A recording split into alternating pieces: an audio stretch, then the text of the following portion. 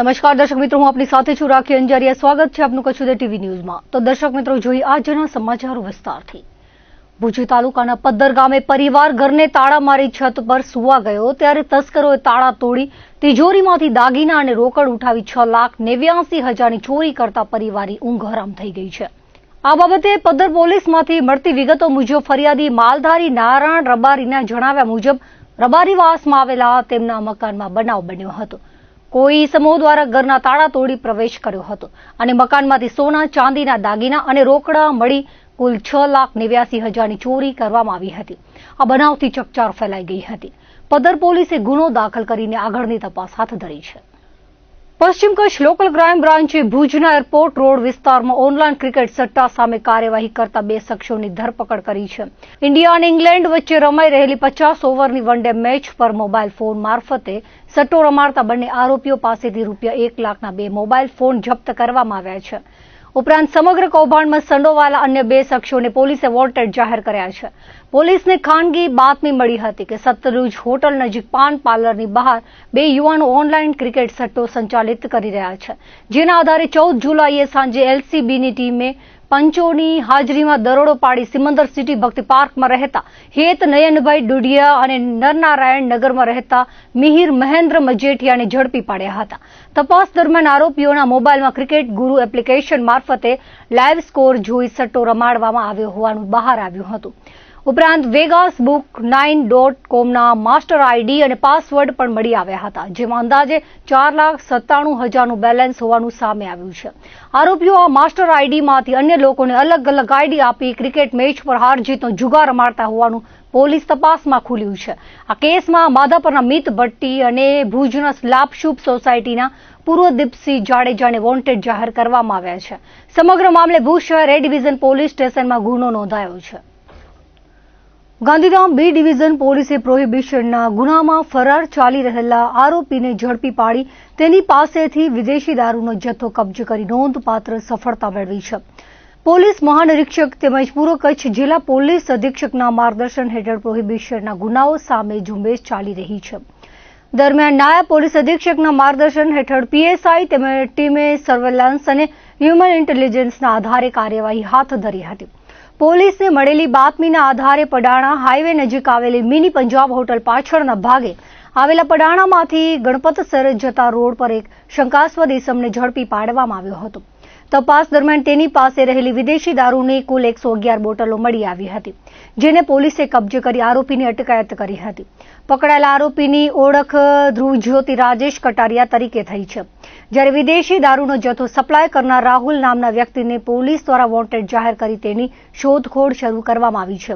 આ કેસમાં પોલીસે ભારતીય બનાવટની 750 mlની 68 અને 350 mlની 43 સહિત કુલ 111 વિદેશી દારૂની બોટલો તેમજ એક મોબાઈલ સહિતનો મુદ્દામાલ કબજે કર્યો હતો।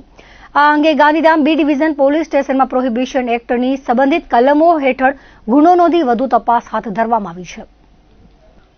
ગુરુવારે ભુજમાં યોજાનારા કાર્નિવાલને લઈને પોલીસ દ્વારા રિહર્સલ કરવામાં આવ્યું હતું। એ ડિવિઝન પીઆઈ MR નકુમની આગેવાનીમાં પોલીસ દ્વારા પેટ્રોલિંગ કરવામાં આવ્યું હતું। પેન્શનર્સ ઓટલાથી ખેંગારબાગ સુધી પબ્લિક માટે બેસવાની વ્યવસ્થા તેમજ અલગ અલગ સ્થળોએ પાર્કિંગની વ્યવસ્થા કરવામાં આવી છે। લોકોને અગવડતા ન પડે તે માટે આખા રૂટ પર રિહર્સલ કરવામાં આવ્યું હતું। આગામી 16 જુલાઈના રોજ સાંસદ કચ્છ કાર્નિવલના આયોજનના ભાગરૂપે કચ્છ પશ્ચિમ એસપી સાહેબની સૂચના મુજબ હમીરસર તળાવની ચારે તરફ વ્યવસ્થા ગોઠવવામાં આવેલી છે। આ વ્યવસ્થાના ભાગરૂપે આયોજકોએ બેઠક વ્યવસ્થા 3 વિભાગમાં વહેંચેલી છે। 3 વિભાગમાં બેઠક વ્યવસ્થા એક જે છે એ પેન્શન ઓટલાથી રામધૂન સુધી છે। આ બેઠક વ્યવસ્થામાં આમંત્રિત મહેમાનો અને પ્રજાજનોને બેઠક વ્યવસ્થામાં આવવા માટે પાર્કિંગની વ્યવસ્થા જિલ્લા પંચાયત ગ્રાઉન્ડ, જિલ્લા પંચાયતની બાજુમાં જીમખાના આવેલું છે ત્યાં, અને એની બાજુમાં દરબારગઢ બોર્ડિંગ આવેલી છે એ ગ્રાઉન્ડમાં પાર્કિંગની વ્યવસ્થા કરવામાં આવેલી છે। ટાઉન હોલ રોડ ઉપરથી આવતા પ્રજાજનો માટે સ્વામિનારાયણ મંદિરની સામે જૂની નગરપાલિકા કચેરી ગ્રાઉન્ડ ખાતે પાર્કિંગ વ્યવસ્થા ગોઠવવામાં આવેલી છે। ગોલ્ડન પાસ ધારકો માટે લેક વ્યૂ હોટલ ખાતે જે વીઆઈપી બેઠક વ્યવસ્થા છે ત્યાં આવવા માટે મંગલમ રોડ ઉપર છતડી ગ્રાઉન્ડ છે ત્યાં આમંત્રિત મહેમાનો તમામ વીઆઈપીની વાહનોની પાર્કિંગ વ્યવસ્થા ત્યાં ગોઠવવામાં આવેલી છે. બેઠક વ્યવસ્થા 2 જે હમીરસર તળાવના વોકવે ઉપર આવેલી છે, જે બેઠક વ્યવસ્થામાં આવવા માટે ખેંગાર પાર્ક તરફથી આવતા વાહનો ખેંગાર પાર્કની બાજુમાં ગાયત્રી મંદિરની સામે આવેલું એક ગ્રાઉન્ડ છે ત્યાં, એનીથી આગળ વ્યાયામશાળાનું વિશાળ મેદાન આવેલું છે ત્યાં, અને એક ખેંગાર પાર્કના સર્કલ બાજુમાં ચબૂતરો આવેલું છે ત્યાં 2 વ્હીલ પાર્કિંગની વ્યવસ્થા ગોઠવવામાં આવેલી છે. ચારેય બાજુથી બને ત્યાં સુધી રોડ ઉપર કોઈ પ્રકારના વાહનો પાર્ક ના થાય એ માટે વ્યવસ્થા પાર્કિંગની કરવામાં આવેલી છે, જેથી કરી અને કચ્છ કાર્નિવલના દિવસે ટ્રાફિકનું નિયમન થઈ શકે અને પ્રજાને કોઈ અગવડ ના ઊભી થાય. મારી જાહેર પ્રજાને વિનંતી છે કે કાર્નિવલના દિવસે પાર્કિંગ જે જગ્યાએ બનાવેલું છે ત્યાં જ પાર્ક કરશો. પોલીસ તમને સહકાર આપવા માટે દરેક જગ્યાએ હાજર રહેશે. રોડ ઉપર પાર્ક ન કરવા નમ્ર વિનંતી છે. પાકિસ્તાન સરહદ અને પૂર્વ હિન્દ મહાસાગરમાં સુરક્ષા વ્યવસ્થાને વધુ મજબૂત કરવાના હેતુથી ભારતીય સેના અને નૌસેનાએ હાઈ સ્પીડ એમ્ફીબિયસ કોમ્બેટ બોટ ખરીદવાની પ્રક્રિયા શરૂ કરી દીધી છે.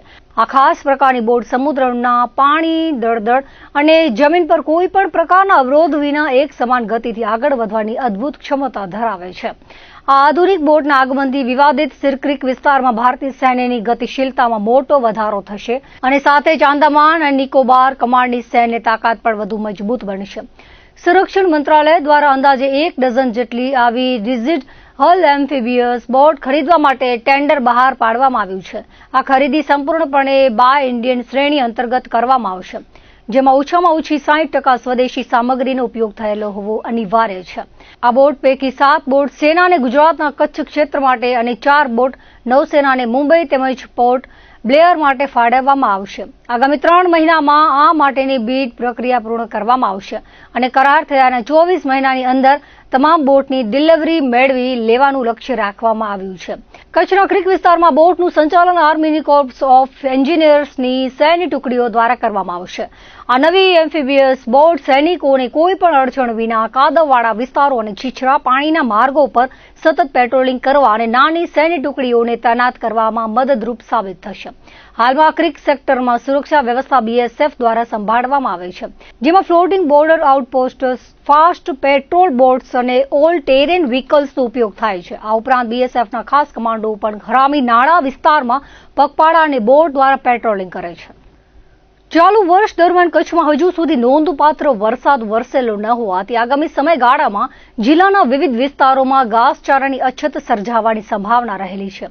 આ સંદર્ભે પરિસ્થિતિની સમીક્ષા કરી સંભવિત ઘાસની અછતની સ્થિતિને પહોંચી વળવા માટે પૂર્વ તૈયારીના ભાગરૂપે વિવિધ વિભાગો વચ્ચે સંકલન તેમજ જરૂરી આયોજન અંગે ચર્ચા વિચારણા કરવા કલેક્ટર અનિલ રાણાવસિયાના અધ્યક્ષસ્થાને સમીક્ષા બેઠક યોજવામાં આવી હતી. જો અછતની પરિસ્થિતિ સર્જાય તો પશુપાલકોને કચ્છમાં જ ઘાસચારો મળી રહે અને તેમને પશુઓ સાથે અન્ય જિલ્લાઓમાં સ્થળાંતર ન કરવું પડે તે હેતુથી ગામડાઓના ક્લસ્ટર દીઠ ઘાસ ઉપલબ્ધ કરાવવા સહિતની બાબતો પર બેઠકમાં ચર્ચા કરવામાં આવી હતી. અનિલ રાણાવસિયાએ સમગ્ર જિલ્લાના તમામ ઘાસ ગોડાઉનોમાં ઉપલબ્ધ ઘાસના જથ્થાની વિગતો મેળવી હતી. આ ઉપરાંત અગાઉના વર્ષોમાં સર્જાયેલી અછતની પરિસ્થિતિ વખતે કરવામાં આવેલા ઘાસ વિતરણના આયોજન અંગે પણ તેમણે જાણકારી મેળવી હતી. અધિકારીઓને માર્ગદર્શન આપતા કલેક્ટરે જણાવ્યું હતું કે જો અછતની પરિસ્થિતિનું નિર્માણ થાય તો તમામ પશુપાલકોને રાહત દરે ઘાસ મળી રહે તેનું આયોજન જરૂરી છે. તેમણે વર્તમાન પરિસ્થિતિની સમીક્ષા કરી હતી અને ઘાસચારાની ઉપલબ્ધતા, વિતરણ વ્યવસ્થા તેમજ મામલતદાર કક્ષાએથી પશુપાલકોને નિયમોનુસાર બનાવી આપવામાં આવતા ઘાસકાર્ડ જોગવાઈઓ માર્ગદર્શન પૂરું પાડ્યું હતું. વધુમાં કલેક્ટરે જિલ્લાના અસરગ્રસ્ત વિસ્તારો અને મહત્તમ પશુપાલકો ધરાવતા વિસ્તારોની ઓળખ કરવા સૂચના આપી હતી. કચ્છ જિલ્લામાં મેઘરાજાના આગમનને લઈને સાનુકૂળ માહોલ સર્જાઈ રહ્યો છે. સરહદી જિલ્લામાં ગઈકાલે વાતાવરણમાં એકાએક પલટો આવ્યો હતો. છેલ્લા 5 દિવસથી ફૂંકાઈ રહેલા તેજ પવનની ઝડપમાં ઘટાડો નોંધાતાની સાથે જ રાત્રિના સમયે જિલ્લાના વિવિધ વિસ્તારોમાં વરસાદી ઝાપટા વરસ્યા હતા. મોડી રાત્રે ગાંધીધામ, નખત્રાણા અને ભુજમાં વરસાદ પડ્યો હતો. કેટલાક વિસ્તારોમાં રાત્રિ દરમિયાન પડેલા જોરદાર વરસાદી ઝાપટાને કારણે રસ્તાઓ પર પાણી વહી નીકળ્યા હતા, જેના લીધે વાતાવરણમાં ઠંડક પ્રસરી ગઈ હતી. રાત્રિના વરસાદ બાદ આજે સતત બીજા દિવસે પણ આ કચ્છના આકાશમાં કાળા ડિબાંગ વાદળોનો જમાવડો જોવા મળ્યો હતો. આજે વહેલી સવારથી જ ભુજ શહેર ઉપરાંત આસપાસના ગ્રામ્ય વિસ્તારો જેવા કે માધાપર, ભુજોડી અને કુકમા સહિતના પંથકમાં ઝરમર સ્વરૂપે વરસાદે હાજરી પુરાવી હતી, જેને પગલે માર્ગો ભીના થયા હતા. સવારથી જ આકાશમાં વાદળોની ફોજ વચ્ચે સૂર્યનારાયણની સંતા કુકડીનો ખેલ જોવા મળ્યો હતો. હાલ જિલ્લામાં સર્જાયેલા અસહ્ય બફારા અને ઉકળાટ ભર્યા માહોલ વચ્ચે આગામી સમયમાં ભારે વરસાદ થાય તેવી પ્રબળ સંભાવનાઓ સેવાઈ રહી છે. ચાલુ વર્ષે કચ્છમાં ચોમાસાનો પ્રારંભ ભલે થોડો વિલંબથી થયો હોય, પરંતુ મોડે પણ મેઘરાજા મન મૂકીને વરસશે અને ધરતીને લીલીછમ કરશે તેવી આશા સાથે ધરતીપુત્રો અત્યારથી જ મેઘરાજાને આવકારવા પ્રાર્થના કરી રહ્યા છે. અમદાવાદથી ભુજ તરફ આવી રહેલી આધુનિક નમો ભારત રેપિડ ટ્રેનમાં અચાનક ટેકનિકલ ખામી સર્જાવાના કારણે મંગળવારે રાત્રે મુસાફરોને ભારે મુશ્કેલીનો સામનો કરવો પડ્યો હતો. નિર્ધારિત સમયપત્રક અનુસાર આ ટ્રેન રાત્રે ભુજ રેલવે સ્ટેશને પહોંચવાની હતી. જોકે કુકમા સ્ટેશન નજીક પહોંચતા જ ટ્રેનમાં અચાનક કોઈ યાંત્રિક ગરબડ ઊભી થઈ હતી, જેના લીધે ટ્રેનને ત્યાં જ થંભાવી દેવાની ફરજ પડી હતી. મધ્યરાત્રિના 12 વાગ્યા પછી ટ્રેન કુકમા ખાતે જ ઊભી રહી હતી, જેના કારણે તેમાં સવાર સેંકડો પ્રવાસીઓ લાંબા સમય સુધી અધવચ્ચે અટવાઈ પડ્યા હતા. આ અણધારી આકસ્મિક ઘટનાના કારણે રેલવેના અન્ય વાહન વ્યવહાર પર પણ તેની સીધી અસર જોવા મળી હતી. નમો ભારત ટ્રેન વિલંબમાં પડતા બીજી તરફ ભુજથી મુંબઈ તરફ રવાના થતી સયાજીનગરી એક્સપ્રેસ ટ્રેન પણ તેના નિયત સમય કરતા 1 કલાકથી વધુ મોડી ઉપડી હતી. એક બાજુ મોડી રાત્રિનો સમય અને બીજી તરફ સમગ્ર પંથકમાં સર્જાયેલા વરસાદી માહોલ વચ્ચે ટ્રેન મોડી થતા મુસાફરો તેમજ સ્ટેશન પર તેમને લેવા માટે આવેલા પરિવારજનો અને સ્નેહીજનો ભારે ચિંતા અને હાલાકીમાં મુકાયા હતા. ટ્રેનમાં પ્રાથમિક દ્રષ્ટિએ કોઈ ઇલેક્ટ્રિકલ કે ટેકનિકલ ખામી સર્જાઈ હોવાનું માલુમ પડ્યું હતું. ખામીના કારણે ટ્રેનના દરવાજા લોક થઈ જતા પ્રવાસીઓ લાંબા સમય સુધી અંદર જ કેદ રહ્યા હતા. ત્યારબાદ દરવાજા ખોલવામાં આવતા જ હાશકારો અનુભવીને પ્રવાસીઓ બહાર પ્લેટફોર્મ પર આવી ગયા હતા. રેલવે પ્રશાસન દ્વારા તાત્કાલિક ધોરણે ટેકનિકલ સ્ટાફને કામે લગાડીને આ ક્ષતિ નિવારવાની કામગીરી હાથ ધરવામાં આવી હતી. કચ્છ યુનિવર્સિટી દ્વારા તાજેતરમાં વિવિધ સેલ્ફ ફાઇનાન્સ અભ્યાસક્રમોને ગ્રાન્ટેડમાં રૂપાંતરિત કરીને વિદ્યાર્થીઓની ફીમાં જે નોંધપાત્ર ઘટાડો કરવામાં આવ્યો છે, તેને લઈને હવે વિવાદ ઉભો થયો છે. National students union of India Kutch જિલ્લા પ્રમુખ ઋષિરાજસિંહ જાડેજા દ્વારા આ અંગે કચ્છ યુનિવર્સિટીના કુલપતિને એક લેખિત રજૂઆત કરવામાં આવી છે, જેમાં જણાવ્યા અનુસાર યુનિવર્સિટી દ્વારા LLM, MSW, BSc computer science, MSc IT regular, public administration અને MA ઇતિહાસ જેવા વિવિધ અભ્યાસક્રમોની ફીમાં ઘટાડો કરવાનો નિર્ણય અત્યંત આવકારદાયક છે. પરંતુ આ ફી ઘટાડાનો લાભ માત્ર નવા પ્રવેશેલા વિદ્યાર્થીઓ પૂરતો સીમિત રાખવામાં આવતા વર્તમાન બેચના જૂના વિદ્યાર્થીઓમાં ભારે અસંતોષ અને રોષની લાગણી ફેલાઈ ગઈ છે. NSUI દ્વારા કુલપતિ સમક્ષ માંગણી કરવામાં આવી છે કે આ ફી ઘટાડાનો લાભ વર્તમાન બેચના તમામ વિદ્યાર્થીઓને પણ તાત્કાલિક ધોરણે આપવામાં આવે. આ ઉપરાંત જે વિદ્યાર્થીઓ અગાઉથી જ વધારે ફી ભરી દીધી છે તેમને તફાવતની રકમ પરત કરવામાં આવે તેવી પણ ન્યાયિક માંગ કરવામાં આવી છે. સંગઠને આશા વ્યક્ત કરી છે કે યુનિવર્સિટી તંત્ર વિદ્યાર્થીઓના વિશાળ હિતમાં આ ગંભીર પરિસ્થિતિને ધ્યાનમાં લઈને સત્વરે સકારાત્મક નિર્ણય લેશે. જો આ બાબતે યોગ્ય અને હકારાત્મક નિર્ણય લેવામાં નહીં આવે તો કચ્છ જિલ્લા સંગઠન દ્વારા આ મુદ્દે ભવિષ્યમાં ઉગ્ર આંદોલન કરવાની ચીમકી આપવામાં આવી છે. આજ રોજ કચ્છ જિલ્લા NSUI દ્વારા વીસી સાહેબ અને રજિસ્ટ્રાર સાહેબને રજૂઆત કરવા માટે ગયા હતા. મૂળ વિષયમાં એવું હતું કે થોડાક દિવસ અગાઉ કચ્છ યુનિવર્સિટીના 5 ડિપાર્ટમેન્ટને ગ્રાન્ટેડ કરવામાં આવ્યા હતા અને તેની ફીમાં ઘટાડો કરવામાં આવ્યો હતો. પરંતુ હકીકત કંઈક અલગ જ છે, કારણ કે જે વિદ્યાર્થીઓ અભ્યાસ કરી રહ્યા છે 3જા સેમેસ્ટરના અને 5મા સેમેસ્ટરના, એ વિદ્યાર્થીઓને કોઈ પણ જાતની ફીમાં ઘટાડો કરવામાં આવ્યો નથી. માત્ર ને માત્ર એવા વિદ્યાર્થીઓની ફી ઘટાડો કરવામાં આવ્યો છે જે પ્રથમ સેમેસ્ટરમાં અભ્યાસમાં એડમિશન લઈ રહ્યા છે, જે નવા વિદ્યાર્થીઓ છે. જો નવા વિદ્યાર્થીઓને ફીમાં રાહત આપવામાં આવતી હોય તો આ જે વિદ્યાર્થીઓ અત્યારે અભ્યાસ કરી રહ્યા છે તે વિદ્યાર્થીઓ શું ગુનો કર્યો છે? એક જ કોલેજમાં, એક જ ડિપાર્ટમેન્ટમાં, એક જ પ્રોફેસરો સાથે અભ્યાસ કરવા માટે 2 વિદ્યાર્થી અલગ અલગ ફી ચૂકવે છે. આ ભેદભાવ ક્યાં સુધી ચાલશે? અને જ્યારે આજરોજ અમે વીસી સાહેબની રજૂઆત કરવા માટે આવ્યા, પરંતુ સાહેબ પાસે ટાઈમ જ નથી વિદ્યાર્થીઓની રજૂઆત સાંભળવાનો, પહોંચવાની. એસી ચેમ્બરમાંથી બહાર નીકળવા નથી માંગતા. પછી રજિસ્ટ્રાર સાહેબ પાસે રજૂઆત કરવા ગયા ત્યારે રજિસ્ટ્રાર સાહેબ અમને રજૂઆત કરવા સાંભળવા માંગતા નહોતા અને પોતાની ચેમ્બર મૂકીને ભાગી ગયા. તેથી યુનિવર્સિટી પ્રશાસનને કહેવા માગું છું કે તમે તમારી એસી ચેમ્બર માંથી બહાર નીકળો. તમારી સરકારે નિમણૂક વિદ્યાર્થીઓના ભવિષ્ય માટે કરી છે, વિદ્યાર્થીઓને ભવિષ્ય ઉજ્જવળ બનાવવા માટે કરી છે, પરંતુ ક્યાંક ને ક્યાંક તમે વિદ્યાર્થીઓને પ્રશ્ન સાંભળવાની બદલે તમે ક્યાંક ને ક્યાંક એસી ચેમ્બરમાં બેસીને તમારા મોજ-શોખ પૂરા કરી રહ્યા છો. આવનારા દિવસોમાં તાત્કાલિક ધોરણે આ બાબતે કોઈ નિર્ણય લેવામાં નહીં આવે તો કે જિલ્લા NSU દ્વારા ઉગ્રમાં ઉગ્ર આંદોલન કરવામાં આવશે.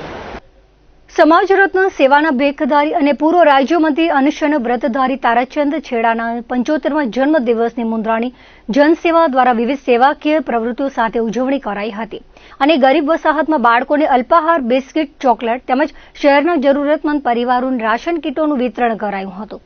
આ પ્રસંગે મુંદ્રા બારોઈ નગરપાલિકાના પ્રમુખ ભોજરાજ ગઢવીએ જણાવ્યું હતું કે અનશન વ્રતધારી તારાચંદ છેડા અમારા આદર્શ હતા અને સેવાના ભેખધારી હતા. કચ્છના ભૂતકાળમાં દુષ્કાળ સમયે ગાયો માટે તેમની સેવા હજુ પણ લોકોના માનસપટમાં છે.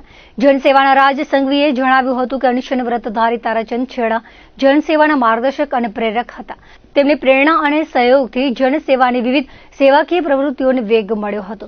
આ પ્રસંગે સુધરાના કારોબારી ચેરમેન ધંભા ઝાલા, શાસક પક્ષના નેતા દિલીપ ગોર, ધ્રુવરાજસિંહ ચુડાસમા, કરણ મહેતા અને તેમજ શહેરના અગ્રણી વેપારીઓ વસંત ગડા અને રમેશ પિત્રોડા સહિતના હાજર રહ્યા હતા.